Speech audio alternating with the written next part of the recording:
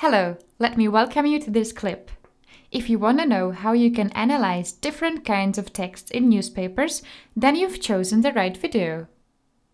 I'll teach you all you need to know so that at the end of this clip, you'll be able to not only describe the layout of a newspaper, but also to comment on the language and content. You'll also learn some useful vocabulary that is related to the press and newspapers. I am only going to use English today, so you may want to have a dictionary near you in case you need to look up some words. I'll give you a tip. If you don't understand something I'm saying, simply click on the pause button and look the word up before you continue watching. Like I said, this video deals with newspapers, written in the English language. Newspapers usually contain factual information. They present facts. Of course, there are different kinds of newspapers, and we'll talk later on about how factual various newspapers are. But I want you to know that in this clip, we're not going to discuss any fictional texts, no novels, short stories, or poetry. Good. Let's start with the layout of a newspaper article. First, there's a heading, which tells us what the article is about. This is a very important part of the whole article because after reading the heading, the reader decides to continue reading or to stop. In order to attract the reader's attention, the so-called eye-catching effect is used. This means that big and bold fonts are used, and also very concrete and specific vocabulary. What is interesting about headings is the fact that there are only very few verbs and no articles, the, or an. Another point is that very often shorter forms of some longer words are used. For example, instead of the word executives, you see execs. And also abbreviations are commonly used. The EU instead of the European Union, or NATO instead of North Atlantic Treaty Organization. What's also typical of headings is the use of alliteration, which is the repetition of the same sound at the beginning of a few words. Road rage at Rancorn Rally. Quite often, there's also a subheading. This adds information to the heading and further influences the reader's decision to read or not to read the article. And then there's the so-called body, which means the text itself. Let's discuss the body in more detail. The body starts with the so-called head paragraph, where you can find the most important information from the whole article summed up in a few sentences. In the text after the head paragraph, you find more details, background information, and other additional information. The whole body is divided into paragraphs, which make it easier to read. They give the text a structure. Also here you can sometimes find subheadings. They make the reader interested in what's in the next paragraph. In many factual texts, paragraphs start with a topic sentence. This is the first sentence of the paragraph, which states very specifically what the paragraph is going to be about. Let's revise what we've just learned. Here's one possible example of a newspaper layout. On the very first page at the top is the title. For example, a newspaper that is called Daily Paper. This is usually the biggest font of the whole paper. Then, there are a number of articles. Each article has a heading and usually also a subheading. Most articles are accompanied by a photograph or some other illustration. The description below the picture is called caption. Articles consist of paragraphs and they're structured into columns. The main text of the article is called the body. Good, let's move on. There are, of course, many kinds of newspapers. The same topics are presented differently in different newspapers. The way they are presented is always adapted to the people that read them and their interests and opinions. There are two big groups into which we can divide newspapers. Number 1, quality press, also called quality papers. And number 2, popular press, which is also known under the following terms: popular papers, tabloids, sensational papers, or yellow press. When people talk about newspapers, they often use these two words, broadsheet and tabloid. Broadsheet stands for the more serious kind, the one we just called a quality paper. And tabloid refers to the popular, sensational kind of newspaper. These are often used in connection with British newspapers, and the names come from the size of them.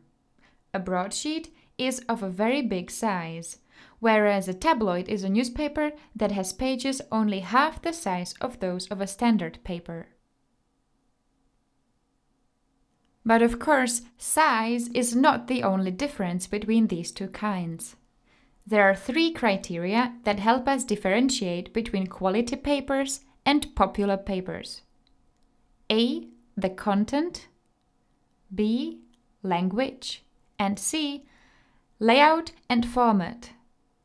Before we talk about these in detail, you should also know that the way photos, illustrations, cartoons, and other pictures are used is also a decisive factor in how the reader will perceive the texts. Good, let's discuss the just mentioned criteria with connection to quality papers first, and then popular papers.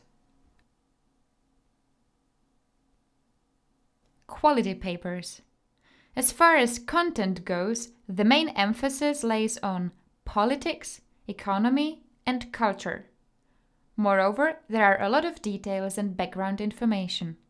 It's also very clear when there's a factual report and when there's an opinion. Articles describing someone's opinion are clearly marked as editorial. There are precise facts and exact numbers. You also know where the information comes from.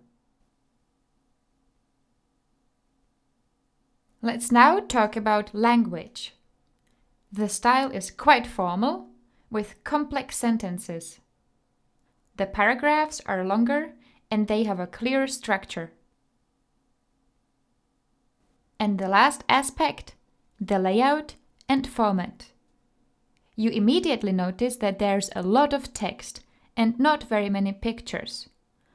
Also, the headings are not so big as in tabloids. And as already mentioned, the size of the sheet is big.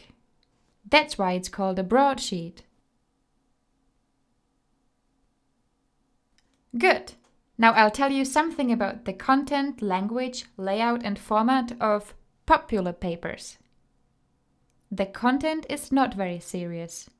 The usual topics that are discussed include crime, accidents, gossip, sports, and human interest stories. The term human interest describes the aspect of a story in the media that interests people because it describes the experiences or emotions of individuals. The articles mix together facts with opinions and comments. The main emphasis is on people and relationships, and the factual side of things is in the background.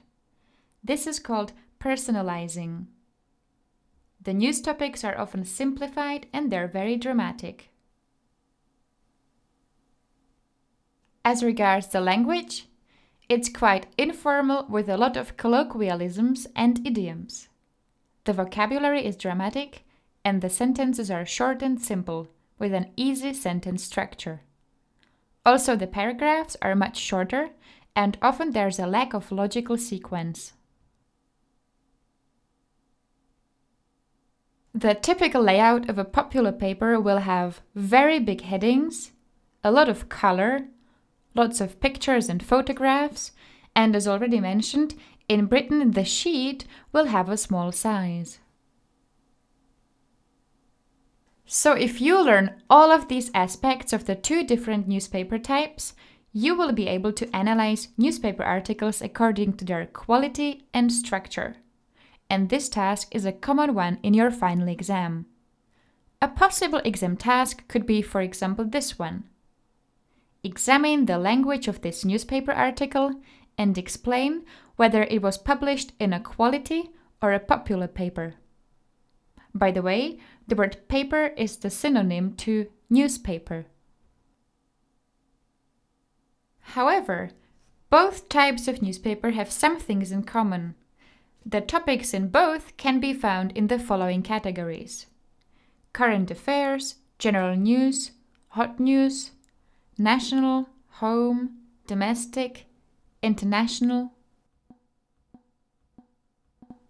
Serious topics that include education, economy, finance, politics, social issues, arts, sports.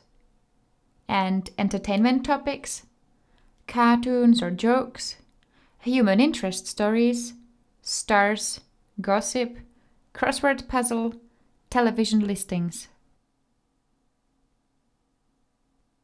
Okay, and one last thing before you go. If you're asked to describe the author's or the text's attitude towards the topic, there are some words that you should know. In a positive way, we could mention words such as in-depth, thought-provoking, controversial, entertaining, reliable, comprehensive, impressive, promising, objective, creative, or critical. And the negative ones are, for example, prejudiced or biased, subjective, stereotyped, unreliable, sensationalistic, gossipy, limited, or offensive. Good! I know this is a lot to take in, so why don't you watch this video one more time just to remember everything better? Thanks for listening. I wish you a nice day. Bye-bye.